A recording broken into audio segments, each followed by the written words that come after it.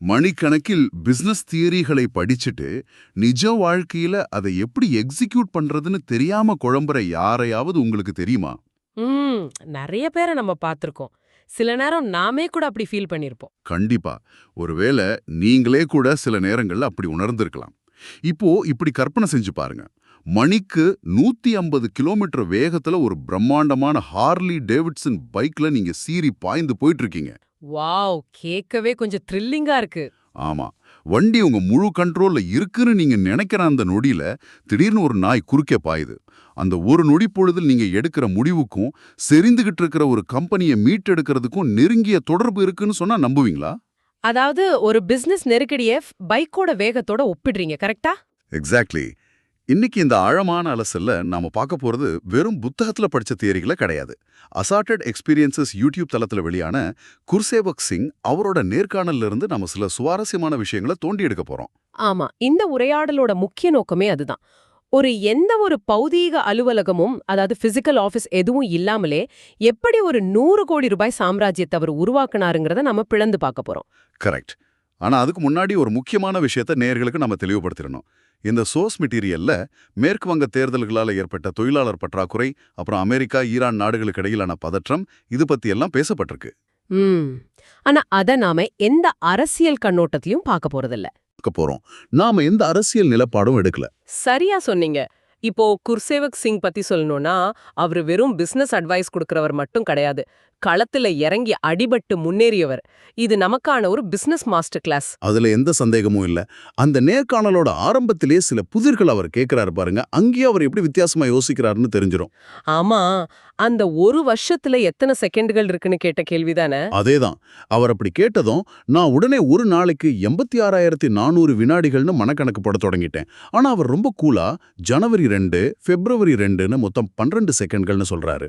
Second தேதி அப்படி செகண்டுகள்னு சொல்றாரு. ரொம்ப ட்ரிக்கியான பதில். அது மட்டும் இல்லாம வீடுகள் இல்லாத நகரம் எதுன்னு கேட்டா வரைபடம்னு சொல்றாரு. புதன், பூமி, செவ்வாயில இருக்கும். ஆனா சுக்கிரன்ல இல்லாதது எதுன்னு கேட்டா 6 எழுத்துன்னு சொல்றாரு. பாத்தீங்கன்னா அவர் உலகத்தை நாம பாக்குற வழக்கமான கோணத்துல பாக்கல. இந்த வித்தியாசமான பார்வை அவருக்கு ஏதோ ஒரே நாள்ல வந்துடல. அவருடைய ஸ்கூல் டேஸ் கதைகளை கவனிச்சிங்களா? ஓ, அந்த குருத்வாரா கதைய சொல்றீங்களா? ஆமா.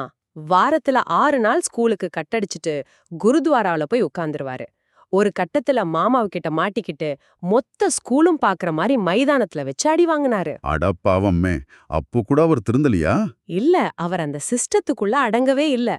இத கேட்கும்போது ஒரு சாதாரண முரட்டு சிறுவனோட கதை மாதிரி தோணலாம். ஆனா ஒரு தொழில ஆரம்பிக்கும் போது இந்த சிஸ்டத்தை மீறும் குணம் ரொம்ப அவசியமான ஒண்ணு.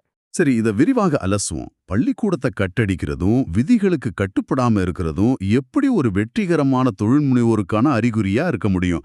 ரெண்டும் வேற வேற விஷயங்கள் இல்லையா? இங்க கவனிக்க வேண்டிய சுவாரஸ்யமான விஷயம் என்னன்னா, சொல்லுங்க. களங்கள் வேற வேறையா இருக்கலாம். ஆனா அங்க செயல்படுற மூளையோட அமைப்பு ஒண்ணுதான். பள்ளிக்கூடம்ங்கிறது ரொம்ப கடுமையா கட்டமைக்கப்பட்ட ஒரு சிஸ்டம். இதையெல்லாம் இப்படிதான் செய்யணும்னு எழுதப்படாத ரூல்ஸ் அங்க இருக்கு. ஆமா. ஆனா ஒரு புது பிசினஸ் மாடல, அதுவும் ஒரு டிஜிட்டல் பிசினஸை நீங்க உருவாக்கணும்னா ஏற்கனவே மார்க்கெட்ல இருக்கிற ரூல்ஸை நீங்க கேள்வி கேட்கணும், உடைக்கணும். ஓஹோ, அதாவது அந்த மரபான சிந்தனைய உதிரி தள்ளணும்னு சொல்றீங்க. எக்ஸாக்ட்லி. இப்படிதான் வியாபாரம் செய்யணும்னு இருக்கிற ரூல்ஸை மீறதுக்கான அதே மன உறுதி தான் சின்ன வயசுல ஸ்கூல் சிஸ்டத்தை புறக்கணிக்கும் துணிச்சலா வெளிப்பட்டிருக்கு. அந்த எனர்ஜிய சரியா ஸ்போர்ட்ஸ் அப்புறம் பிசினஸ் பக்கம் திருப்பினதால தான் அவருக்கு பெரிய சக்சஸ் கிடைச்சிருக்கு. அந்த எனர்ஜி தான் அவரை 2017லயே சொந்தமா ஹார்லி டேவிட்சன் வாங்குற அளவுக்கு உயர்த்திருக்கு. 2015ல ஒரு பழைய ஹோண்டா சிட்டி கார்ல ஆரம்பிச்சு 7 கார்களை மாற்றி கடைசியா அந்த பைக்கை வாங்கியிருக்காரு. உண்மைதான்.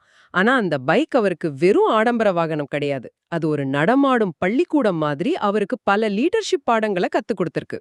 அதைத்தான் நானும் யோசிச்சேன். ஆரம்பத்துல நான் சொன்ன அந்த 150 கிலோமீட்டர் வேகத்துல நாய் குறுக்கே வந்த சம்பவம். ஆமா. எந்த பக்கம் பிரேக் பிடிக்கிறதுன்னு தெரியாம நூலிழையில உயிர் தப்பினார் இல்லையா? கரெக்ட். அதன் பிறகு அவர் சரி, அதிக வேகம் ஆபத்துன்னு வேகத்தை 90 கிலோமீட்டரா குறைக்கிறாரு. அப்போது ஒரு நாயும் கூடவே ஒரு பூனையும் குறுக்கே வருது. அது மட்டும் இல்லாம அந்த பைக்கோட பிரம்மாண்டத்தை வேடிக்கை பார்த்துக்கிட்டே எதிரே வர்றவங்க இவங்க மேலே மோத வர்றாங்க. இத வச்சு நான் ஒரு உப்புமை சொல்றேன் கேளுங்க. வாழ்க்கையும் பிசினஸும் அந்த ஹார்லி டேவிட்சன் பயணம் மாதிரி தான். நாம அதிவேகத்துல போயிட்டு இருக்கும்போது திடீர்னு ஒரு குழப்பமான நாய் மாதிரி எதிர்பாராத பிரச்சனைகள் குறுக்கே வரும். அப்போ வேகத்தை குறைச்சு நிலைமையை கையாளுவதுதான் உண்மையான தலைமைத்துவம். நான் சொல்றது கரெக்ட் தானே? 100க்கு 100% கரெக்ட். இது தலைவர்களோட பரிணாம வளர்ச்சியை குறிக்குது. அவர் நேர்காணல்ல சொல்ற அந்த முக்கியமான வரிய கவனிச்சிங்களா? உங்களை இங்கு கொண்டு வந்த ஒரு விஷயம் உங்களை அடுத்த இடத்திற்கு அழைத்துச் செல்லாது. அதாவது what brought you here won't take you there.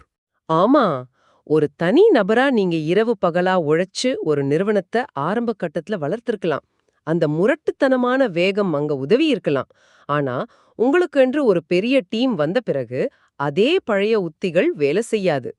அப்படியென்றால் இப்போ நிறைய பாஸ்மார்கள் பழைய பாணியில தானே கம்பெனியை நடத்துறாங்க.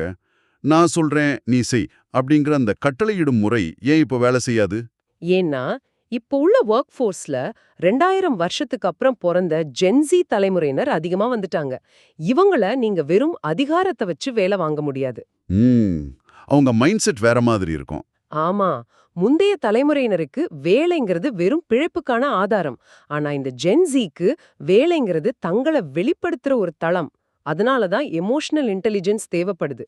இப்ப எனக்கு புரியுது. எல்லார் முன்னாடியும் ஒருத்தரை திட்டுறது வேலைக்கு ஆகாதுன்னு அவர் சொல்றது இதனால தானா? அவர் சின்ன வயசுல ஸ்கூல்ல அடி வாங்கியும் எந்த மாற்றமும் வரலையே. அது மாதிரி தானே இதுவும்?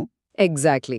ஒரு டீம் முன்னாடி ஒருத்தரை திற்றவரோட ஈகோவை திருப்திப்படுத்துமே தவிர அந்த நபரை வளர்க்காது. அது ஒரு பவர் பிளே. அந்த பாஸ் மனநிலைய விட்டுட்டு ஈகோவை தள்ளி வச்சு வழி நடத்துறது தான் உண்மையான லீடர்ஷிப். Super point. இந்த லீடர்ஷிப் ஒரு பக்கம் இருந்தாலும் அவர் கட்டி எழுப்பிய அந்த 100 கோடி ரூபாய் சாம்ராஜ்யம் தான் என்ன ரொம்ப ஆச்சரியப்படுத்தியது. ஒரு ஆபீஸ் கூட இல்லாம முழுமையா டிஜிட்டல் மூலமாவே இவ்ளோ பெரிய சேல்ஸ். அதுதான் இன்னைக்கு இருக்கிற டிஜிட்டல் யுகத்தோட பவர். ஹாஃப்மேன் பிராண்ட் சட்டைகளா இருக்கட்டும், ஃபேஸ் வாஷா இருக்கட்டும், ஆன்லைன்லயே கஸ்டமர்ஸ் எப்படி பிடிக்கிறாருங்கிறது அபாரம். அதுவும் சாட் ஜிபிடி மாதிரி ஏஐ அவர் யூஸ் பண்ற விதம் எனக்கு நிஜமாவே ஒரு பிளிங்கிஸ்ட் பாடத்தை கேட்கற மாதிரி இருந்துச்சு. பாத்தீங்கன்னா அவர் பொருளை விக்கல, தீர்வுகளை விக்கிறாரு. நேரடியா சாட் ஜிபிடி கிட்ட போய் என் கஸ்டமர் இந்த வயசுல இருக்காரு, இந்த வேலை செய்யறாரு, அவருக்கு இந்த ஃபேஸ் வாஷை எப்படி விக்கிறதுன்னு மார்க்கெட்டிங் காப்பி கேக்குறாரு. அடா, ஒரு காலத்துல இதுக்காக பல மாசம் செலவு செஞ்சு மார்க்கெட்டிங் ஏஜென்சியை தேடி போவாங்களே. ஆமா, ஆனா இப்போ சரியான ப்ராம்ப்ட் கொடுக்க தெரிஞ்சா ஒரு தனி மனிதனே ஒரு கார்ப்பரேட் கம்பெனியோட வேலையை முடிச்சிட முடியும். ஆனா எனக்கு ஒரு சந்தேகம். இப்படி முழுசா டிஜிட்டல்லே செயல்படும் போது எந்த பிரச்சனையும் வராதா? எல்லாம் ரொம்ப ஸ்மூத்தா நடந்துடுமா? பிரச்சனைகள் இல்லாம எந்த பிசினஸும் இல்லையே. டிஜிட்டல் பிசினஸா இருந்தாலும் பொருள் பிசிக்கல் தானே. முன்னாடி நாம பேசின அந்த மேற்கு வங்க தேர்தல் தொழிலாளர் பிரச்சனை, சப்ளை செயின் தாமதங்கள், இதெல்லாம் நிஜ உலக சவால்கள் தான். அப்போ இந்த மாதிரி விஷயங்களை முன்கூட்டியே கணிச்சு மாற்று வழிகளை ரெடியா வைக்கிறதான் பிசினஸ் பிளானிங்னு சொல்றீங்களா? கண்டிப்பா. இப்போ இன்னொரு முக்கியமான விஷயத்துக்கு வருவோம். இந்த டிஜிட்டல் உலகத்துல இருக்கிற மிகப்பெரிய சவால் என்ன தெரியுமா? என்னது? கவனிச்சதறல் தானா? அதேதான், டிஸ்ட்ராக்ஷன்ஸ். அவர் ஆபீஸ்ல நடக்கிற காதல், டேட்டிங் கலாச்சாரம் பத்தி ரொம்ப கடுமையா விமர்சிச்சிருக்காரு. சிலர் ஆபீஸ்க்கு தொழில் செய்யறத விட்டுட்டு பலரோட டேட்டிங் செய்யறதுலயே குறியா இருக்காங்கன்னு சொல்றாரு. ஆமா, அந்த இடம் எனக்கு நல்ல ஞாபகம் இருக்கு. உன்னால் 4 பேரை டேட்டிங் செய்ய சம்மதிக்க வைக்க முடியுதுன்னா உனக்கு கன்வின்சிங் ஸ்கில் இருக்கு.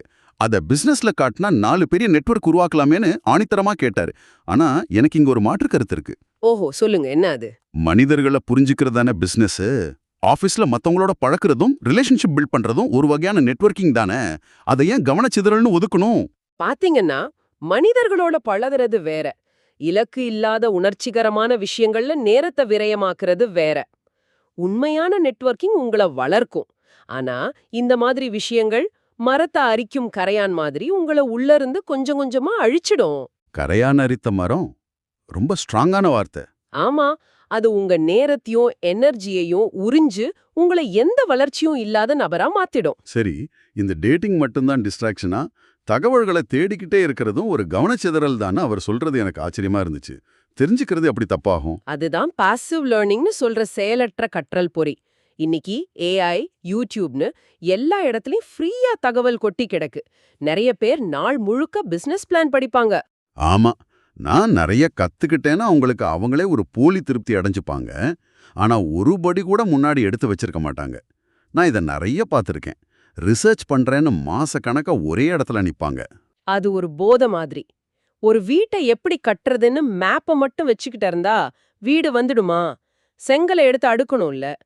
களத்துல இறங்கி கஸ்டமரை சந்திச்சு எக்ஸிக்யூட் பண்ணா மட்டும்தான் சக்சஸ் கிடைக்கும். எக்ஸாக்ட்லி. எக்ஸிகியூஷன் தான் முக்கியம். செயலற்ற அறிவால ஒரு பைசா கூட பிரயோஜனம் இல்ல. எவ்வளவு பெரிய ஏஐ வந்தாலும் அது உங்களுக்காக நேர்ல போய் கஸ்டமர் கிட்ட பேசி டீல முடிக்காது. செயல்பாட்டை தவிர வேற எதுவுமே ரிசல்ட் தராது. நிஜமாவே இந்த உரையாடல் பல புது கதவுகளை திறக்குது. பிடிவாதம்ங்கிறத ஒரு முரட்டுத்தனமா பார்க்காம சிஸ்டத்தை உடைக்கிற துணிச்சலா எப்படி மாத்துறதுன்னு தெரிஞ்சுக்கிட்டோம். ம் அதே மாதிரி ஹார்லி டேவிட்சன் ஸ்பீட்ல ஆரம்பிச்சாலும் டீம்னு வரும்போது எமோஷனல் இன்டெலிஜென்ஸோட நிதானமா கையாளணுங்கிறதும் புரிஞ்சது. எல்லாவற்றுக்கும் மேலாக ஆபீஸ் இல்லாம 100 கோடி பிசினஸ் பண்ற டிஜிட்டல் வித்தை, அப்புறம் ஆக்ஷன் எடுக்காம வெறும் இன்ஃபர்மேஷனை மட்டும் வச்சுக்கிட்டு இருந்தா அது குப்பைங்கிறது ரொம்ப தெளிவா பதிவாயிருக்கு. கரெக்ட். டெக்னாலஜி எவ்வளோ வளர்ந்தாலும் மனித உழைப்பும் செயல்பாடும் தான் ஒரு கம்பெனியோட ஆணிவேர்.